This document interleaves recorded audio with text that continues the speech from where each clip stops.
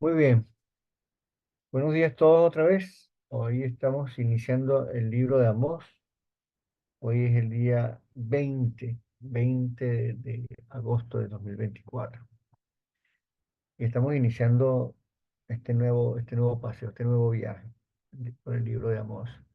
Mire, yo le doy gracias primeramente a Dios y le doy gracias a cada uno de ustedes por la fidelidad, por la oportunidad de leer la Biblia como la hemos leído durante todo este tiempo. Gracias a ello, nosotros podemos tener un trasfondo bíblico, un conocimiento del panorama bíblico, que nos permite entrar en un libro como este, Amós, que esos son de los libros que pocos se leen, no entiendo por qué, pero son de esos libros que las páginas de la Biblia se pegan, que por lo mismo.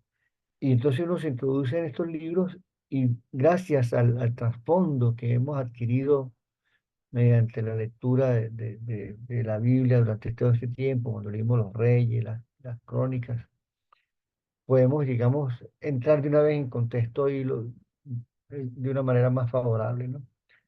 Eso gracias a Dios y gracias a ustedes, gracias a Café con Dios. El libro de Amós, bueno, primero el libro y el profeta y el libro tienen el mismo nombre, ¿no?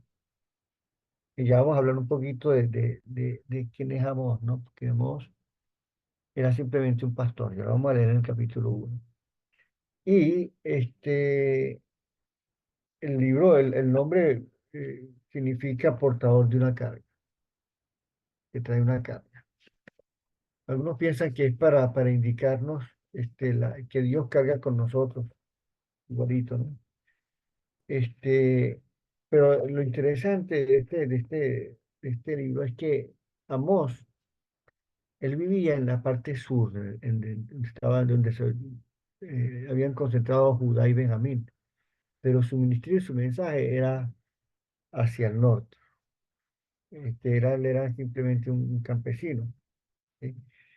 Y esta va a ser la lección al final, porque de quién es Amós y qué hace lo que hace, ¿no?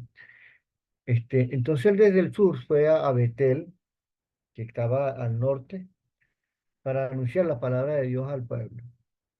Y profetizó en un tiempo en que Jeroboam era el rey de Israel y Usías, que también lo hemos escuchado cuando estudiábamos el libro de Isaías, que Isaías también profetizó durante el tiempo de rey Usías, que gobernó 52 años sobre Judá. También Jeroboam gobernó bastante tiempo en el norte, en Israel, y no fue tan malo como los otros reyes que habían en Jerusalén. Sin embargo, la razón por la que Amós tuvo que ir a predicar allá era porque había mucha, a pesar del bienestar, había mucha corrupción moral y religiosa entre la gente. El orgullo y la soberbia eran grandes. Y entonces Dios llama a este pastor.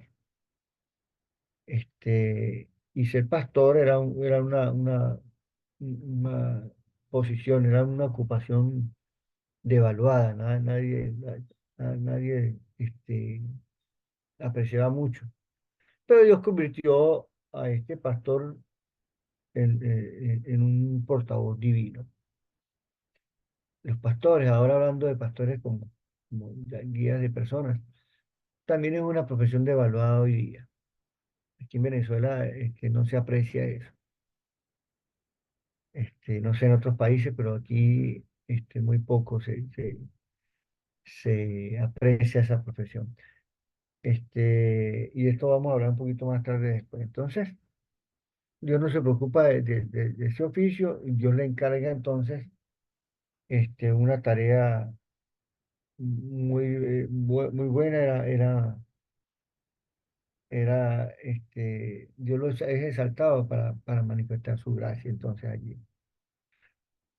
Ahora, el libro en sí, digamos, podemos dividirlo en tres partes, ¿no? El diseño del libro, ¿no? Los primeros capítulos contienen una serie de mensajes a las naciones, y eso lo vamos a ver ahorita. que rodeaban a Israel y Judá, pero también luego se ocupó un espacio en el capítulo 2 para hablarle a Judá y a Israel. Luego de los versículos 3, el capítulos 3 al 6, tiene unos poemas eh, que expresan el mensaje propiamente dicho, el mensaje de amor o de Dios para el pueblo y para sus líderes. Y al final del libro hay unas visiones que Amós tuvo, que, o sea, que él experimentó, que describen el juicio que habrían sobre esas poblaciones y sus líderes, ¿no? Y ante este, digamos, pequeño panorama de la escritura, bueno, vamos a entrar en materia. Vamos entonces a Amós, el libro de Amós, al capítulo 1. Otra cosa que yo siempre menciono de Amós, cuando yo empiezo a estudiar con la gente sobre la Biblia, le explico que la Biblia fue escrita por 40 hombres durante 1600 años casi, y que eran hombres que escribieron en diferentes tiempos, en diferentes condiciones. Unos estaban presos, otros estaban libres, otros estaban en palacio, otros estaban en necesidad. En fin. Entonces, yo siempre menciono a Amós, porque Moisés fue criado como un príncipe en Egipto, pero Amós era un pastor de ovejas. Un pastor de ovejas que en una parte, en unas partes del año, en unas ocasiones del año, era un productor de higos silvestres, y era silvestres, y eso era todo. No era más que eso. Entonces, cuando yo enseño a la gente, digo, mira la diversidad de los autores bíblicos, lo cual nos confirma que Dios está metido allí, que Dios es el que hace la obra, que Dios es el mensaje de Dios, no de las personas. ¿Sí? Ahora, vamos a Amós 1. Dice, estas son las palabras de Amós, uno de los pastores de Tecoa. Es la visión que recibió acerca de Israel 2 años antes del terremoto, cuando Usías era rey de Judá y Jeroboam, hijo de Joás, era rey de Israel. Fíjate que aquí en la Biblia dice uno de los pastores, o sea, uno más. Ah, pastorear, un pastorcito más. Entonces dice, él dijo, ruge el Señor desde Sión, truena su voz desde Jerusalén, los pastizales de los pastores quedan asolados y se seca la cumbre del Carmelo. Esto era justo algo que un pastor podía reconocer. Cuando los pastizales se secan, entonces, si ya no hay pastores, pero no hay pastos, está todo seco, hay menos trabajo. Entonces el trabajo del pastor se hace más difícil. Toca ser más resiliente, le toca ser más esforzado para encontrar el bienestar del rebaño, ¿no? Entonces aquí, otra vez, mostramos aquí a Amós. Fíjense que dice que habla desde Jerusalén, desde Sion, o sea, desde el sur, aunque el mensaje era particularmente para hacia el norte. Pero mira esta primera parte cuando habla del juicio de las naciones. Aquí, entre el capítulo 1 y 2 habla de estos juicios a las naciones, ¿no?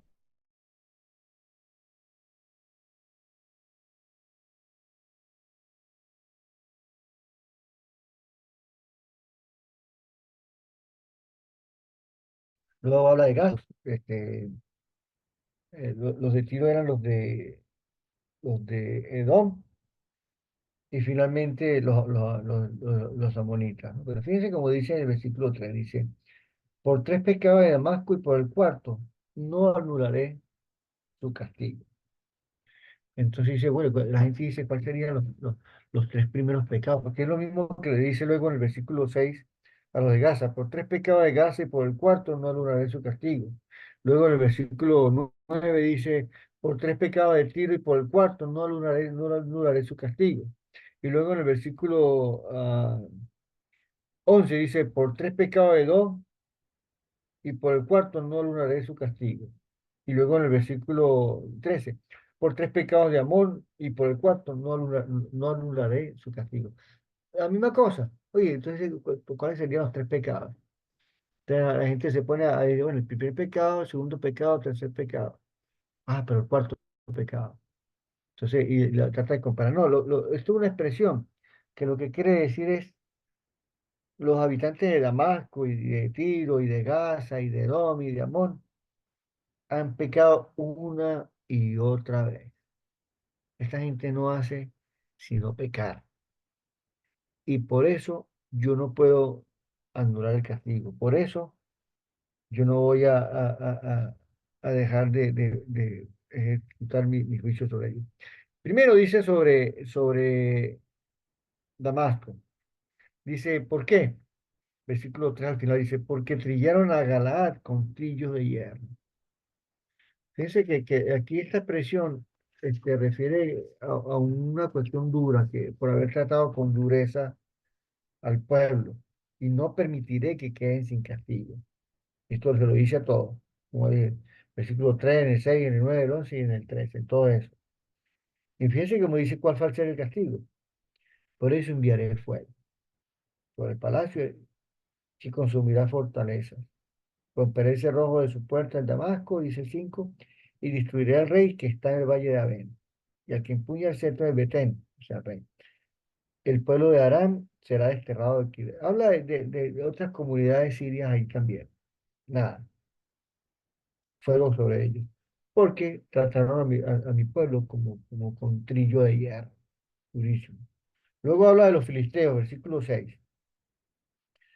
Por tres pecados y por el cuarto no alguno ese castigo. O sea, han pecado una y otra vez, yo no permitiré que queden sin castigo.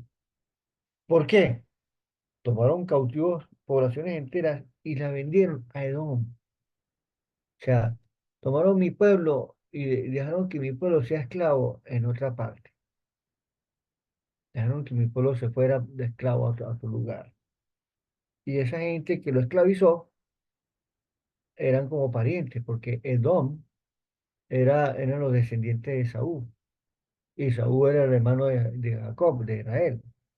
No tanto había cierto parentesco, ¿no? Por parentesco, no, nada más por eso no debería originarse una esclavitud de un pueblo sobre otro. Por eso yo enviaré otra vez fuego sobre Gaza, consumiré su fortaleza y luego destruiré a otras comunidades también filisteas, Asdod, Ascalón y Ecrón. Y dice, y perecerá hasta el último de los filisteos. Luego se dirige a Tiro. Y en Tiro dice otra vez lo mismo, no permitiré que queden sin castigo. ¿Por qué? Porque vendieron a Edom poblaciones enteras, gente entera tuvo que emigrar, tuvo que se fueron llevados hasta allá, olvidando así una alianza entre hermanos. Malvi dice lo mismo. Por eso, y el juicio el mismo, enviaré fuego sobre Tiro, sobre los muros, consumirán su fortaleza. Cosas, mucho pecado, Dios no va a dejar eso sin castigo, señala el pecado, el juicio tiene que ver con fuego. ¿Sí? Versículo, estamos ahora en el 11 lo mismo con Edom. ¿Por qué? Dice el 11 porque persiguió a espada a su hermano y mató a las mujeres del país, porque dio rienda suelta a la ira y no dejó de alimentar el enojo, ¿no? Se le metió contra las mujeres, peor todavía.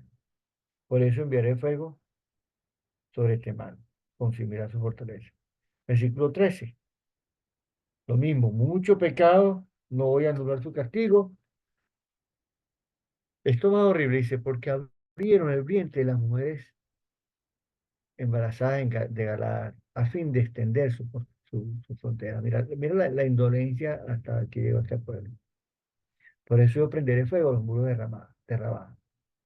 Consumirá su fortaleza y entre gritos de guerra en el día de la batalla y en el de la tormenta y en el día de tempestad. Su rey marchará al destierro junto con sus oficiales, dice el Señor. Entonces, fíjense, hay una serie de juicios aquí sobre todo. Dios no demora. O sea, a veces uno dice, no, que la gente con tanta maldad y uno que tratando de ser fiel y tal. No. El Señor no retarda su promesa, va a haber la retribución. Al final, Dios se manifiesta. ¿Ok? Hay que esperar siempre. Entonces, la última cosa que quería que hablé al principio es que ¿a quién escoge Dios? Un pastor más, dice el versículo 1. Uno de los tantos pastores. Como dije hace un rato, una profesión que era menospreciada. Y Dios de repente lo toma. ¿No? Él no era dice, creo que en el capítulo 7 que él habla de que dice, ajá, fíjate, en el 7:14 dice, yo no soy un profeta, yo no soy profeta ni hijo de profeta. O sea, yo no he tenido formación de profeta, sino que soy un pastor y cultivo higos silvestres. Yo no soy nada, pero Dios me escogió. Dice, pero el Señor me sacó detrás del rebaño y me dijo, ve y profetiza a mi pueblo, a mi pueblo Israel. Entonces, no tenemos que menospreciarnos, que mira, no importa quién eres tú, quién soy yo. Si Dios tiene un mensaje para el pueblo, te va a tomar a ti, nos va a tomar. Y Dios nos toma a nosotros, como sea, sin la preparación quizás, sin haber tenido un trasfondo favorable, Dios nos convierte en ahora sí un concepto verdaderamente revolucionario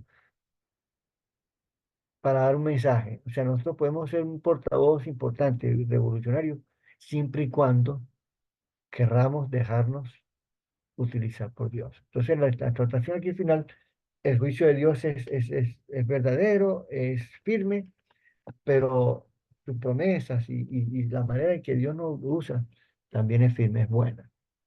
Solamente dejémonos usar para su gloria. Amén. Vamos a orar, hermanos. Dios me los bendiga.